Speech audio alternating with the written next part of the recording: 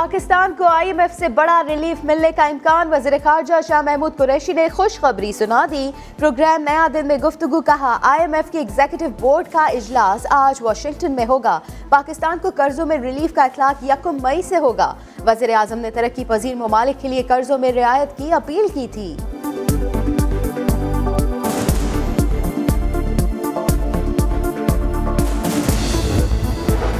अक़वाम मुत्तहिदा के secretary general भी वज़ीर आज़म पाकिस्तान इमरान खान की तजवीज़ के हामी है। तर्जुमान UN सेक्रेटरी जनरल कहते हैं इमरान खान और UN सेक्रेटरी जनरल की सोच एक जैसी है। सेक्रेटरी जनरल अक़वाम मुत्तहिदा मुख्तलिफ मौक़े पर इसका इजहार कर चुके हैं। कर्जों में रिलीफ कोरोना से निपटने की कोशिशों का हिस्सा होना चाहिए। 2020 के लिए कर्जों में सूद माफ़ होना चाहिए। हकाइक कुछ बताया कुछ। वज़ीर आला सिंध ने सूबे में कोरोना वायरस से मुतालिक खतरे की घंटी बजा दी। कहा बहुत सारे केसेस रिपोर्ट ही नहीं हो रहे। कई ऐसे लोगों की तदफीन हुई जिनमें कोरोना का शुबा था। जिना अस्पताल के एग्जीक्यूटिव डायरेक्टर सीमी जमाली की प्रोग्राम नया दिन में तरदीद। कहा अमवात में कोई पुरस्रारियत नहीं, लोग घबरा कर अस्पताल नहीं आ रहे।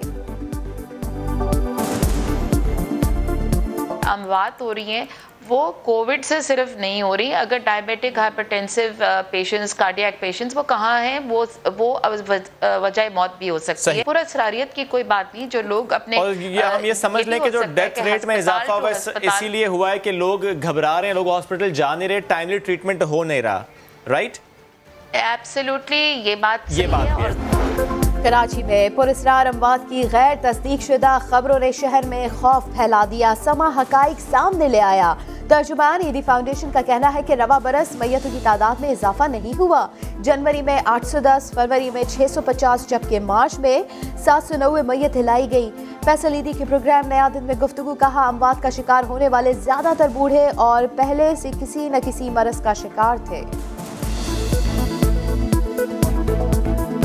बहुत सारी जगहों पे OPDs बंद हैं, इलाज नहीं हो रहे। बहुत सारे दीगर जो मेडिकल इलनेसेस होती हैं उनमें भी जो है वो सांस, जैसा हार्ट अटैक है उसमें भी आखिर में सांस की तकलीफ होना शुरू हो जाती है। दीगर दूसरे इश्यूज होते हैं जो मेडिकल इलनेसेस हैं उनमें सब में तकरीबन मेजॉरिटी में सांस की तकलीफ आखिर में होती है। 3-4 दिन में जो मरीज आए उन्हें सांस की तकलीफ थी, कुछ दूसरी बीमारियां भी थी। डॉक्टर अब्दुल बारी के प्रोग्राम नया दिन में गुफ्तगू। कहा हमारे पास इमरजेंसी सर्विस में मरीजों का रेशो बढ़ गया है। लोग जबरदस्ती करके मैयत ले जाते हैं। अपनी और बच्चों की हिफाजत के लिए घर में रहें।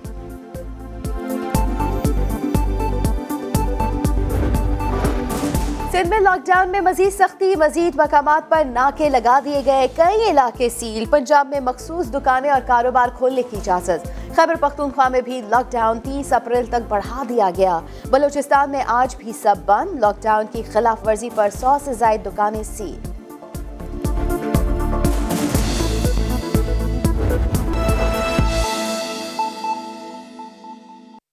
फिर इंफॉर्मेशन मिनिस्ट्री आपको, अरशद आमिर आपको और इलांगो आपका ख़ास तौर पे शुक्रिया अदा करते हैं।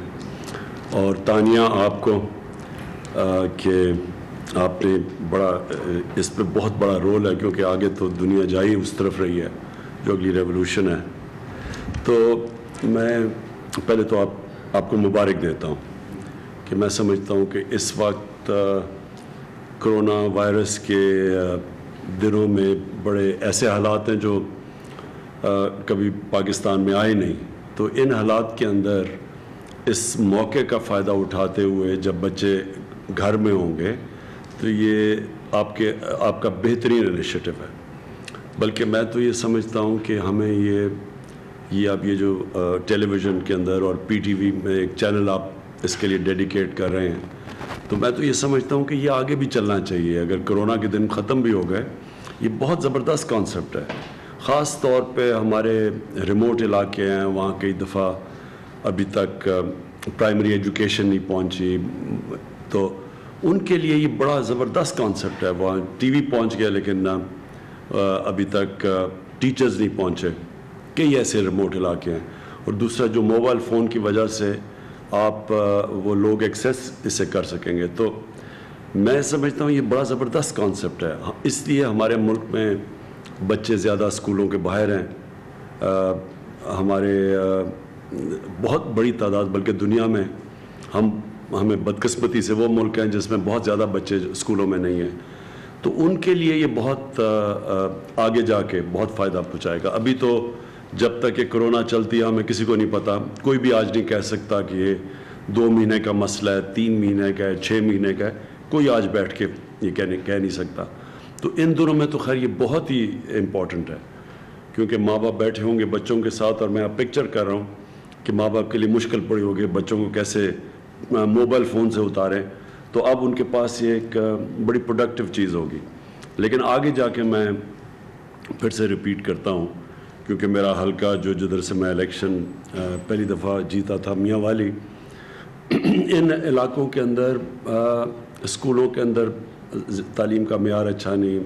مجھے ماں باپ کمپلین کرتے تھے کہ ہم بچوں کو بھیجتے ہیں لیکن وہ سیکھتے کچھ نہیں ہیں، وہ واپس آتے ہیں تو ان کو پڑھنا لکھنا بھی نہیں آتا. تو یہ آپ کا بڑا زبردست طریقہ ہے کہ ان گھروں کے اندر تعلیم پہنچائیں. اور دوسرا، کیونکہ موبائل فون کی وجہ سے بڑے بھی اب تعلیم سیکھنا چاہتے ہیں، کیونکہ وہ موبائل فون آپریٹ کرنے کے لیے ان کو بیسک لٹریسی چاہیے. تو وہ بھی بڑے آپ میرے خیال میں ایڈلٹ لٹریسی وہ بھی اس سے آپ آگے بڑھا سکتے ہیں. تو میں تو آپ کو مبارک دیتا ہوں اس کی، یہ زبردست کانسیپٹ ہے، اور انشاءاللہ میں فالو اپ کروں گا. جو بھی گورنمنٹ آپ کی مدد کر سکے ہم اور اس کو بہتر کر سکیں. Thank you sir, thank you very much. اور آپ کی سپورٹ ہمیشہ چاہیے ہوگی پرائم منسٹر صاحب. اور اس میں آپ نے اڈلٹ ایجوکیشن کی بات کی. آلریڈی ہم یہ سوچ رہے ہیں کہ، اور تانیہ سے بات بھی ہوئی ہے کہ موبائل فون کا جیسے آپ نے ذکر کیا، اب موبائل فون جس کو اسمارٹ فون کہتے ہیں اس کی قیمت بھی کافی نیچے آ گئی ہے. تو ہمارا جو اڈلٹ لٹریسی، ایک تو آؤٹ آف اسکول چلڈرن ہمارے پاس 2 کروڑ سے زیادہ ایک کیلکولیشن ہے کہ ہمارے بچے جو ہیں اسکول میں نہیں جاتے. لیکن اس کے علاوہ 70 سال کے بعد بھی ہمارا لٹریسی کا ریٹ جو ہے وہ 60% ہے. اور لٹریسی کا ریٹ جو 60% ہے وہ بھی صرف وہ لوگ جو اپنا نام لکھ سکتے ہیں.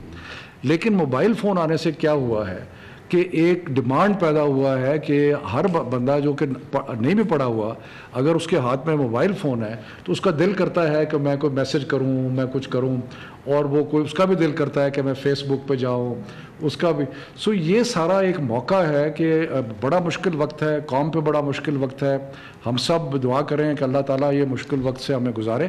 لیکن اس کے دوران بجائے اس کے کہ ہم انتظار کریں کہ جی یہ کب ختم ہوگا، کہ اس کے دوران اگر ہم اس قسم کی اپلیکیشنز ڈیولپ کر لیتے ہیں، باقی چیزیں کر لیتے ہیں، تو یہ جو ہمارا ٹیکنالوجی اور ایجوکیشن کو ملا دیتے ہیں. اور ہمارے جیسے ملک میں جہاں پہ رورل اربن میں بڑا فرق ہے، غریب امیر علاقوں میں ٹیچر کی کیپیسٹی میں بڑا فرق ہے، وہاں پہ ٹیکنالوجی جب آئے گی تعلیم کے اندر تو اس کا بہت زیادہ جو ہے وہ فرق پڑے گا. یہ بلکہ میں سوچ رہا تھا ہم 2 جگہ پیچھے رہ گئے ہیں، ایک تعلیم میں اور ایک صحت میں. تو ٹیلی ایجوکیشن اور ٹیلی میڈیسن یہ 2 چیزیں ہیں جو کہ ہم بڑی تیزی سے اب موبائل فون کی وجہ سے، اور یہ جو آپ کی یہ جو چینل کر رہی ہے، یہ بہت ہم ان علاقوں میں پہنچ سکتے ہیں. پھیلی ہوئی ہماری آبادی ہے تو ہم ان علاقوں میں پہنچ سکتے ہیں جدھر ابھی تک ہمارے پاس انفراسٹرکچر نہیں ہے کہ اپنے بچوں کو تعلیم دے سکیں. میرے خیال میں یہ ہے راستہ آگے بڑھنے کا. جب تک کہ ہمارا انفراسٹرکچر نہیں ڈیولپ ہوتا تو ہم اس کو استعمال کریں. پھر سے مبارک. Today I'm reaching out to the world community in the context of dealing with this unprecedented challenge posed by the coronavirus. As we see the global response to this crisis unfold, we see 2 different responses, one in the developing world and one in the developed world. While in the developed world, the main dilemma is containing the coronavirus through lockdowns and then dealing with the economic impact, in the developing world, apart from containing the virus and dealing with the economic crisis, our biggest worry now is people dying of hunger. So the dilemma, on one side, stopping people dying from the virus, on the other hand, preventing deaths from hunger as a result of the lockdown. And the other problem we face in the developing world there's a huge discrepancy in the resources available to us in the developing world and the resources available to the developed world. While the United States can come up with a relief package, a stimulus package of $2.2 trillion, and while Germany can come up with a relief package, a stimulus package of 1 trillion euros, and Japan $1 trillion, to give an example of Pakistan, with a population of 220 million people, so far the maximum stimulus we could afford is $8 billion. And this is the issue with most of the developing world, especially developing world that is suffering with very high debt to GDP ratio. So these highly indebted countries, the problem they face now is a lack of fiscal space. We do not have the money to spend on already the overstretched health services, and secondly, to stop people from dying of hunger. Therefore, I will be appealing to the world leaders, to the heads of financial institutions, to the Secretary General of United Nations, to launch an initiative that will give debt relief to developing countries to combat the coronavirus. Thank you.